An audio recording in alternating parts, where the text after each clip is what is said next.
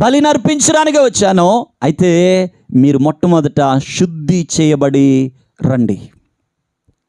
శుద్ధి చేయబడి బలిపీఠం దగ్గరికి వస్తే దేవునికి ఒక ఉద్దేశం ఉంది.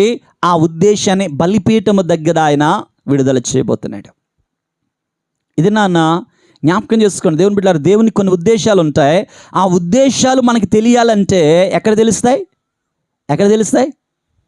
ఏమండి, ఎక్కడ తెలుస్తాయంటే నీవు బలిపీఠం కట్టే స్థలంలోనే దేవుడు రివీల్ చేస్తాడు.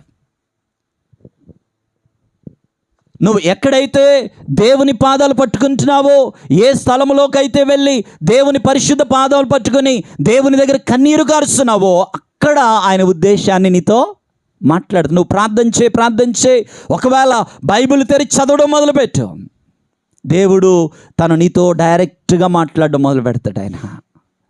దేవుడు ఒక నిర్ణయాన్ని నీకు తెలియచేయడం మొదలు పెడతాడు.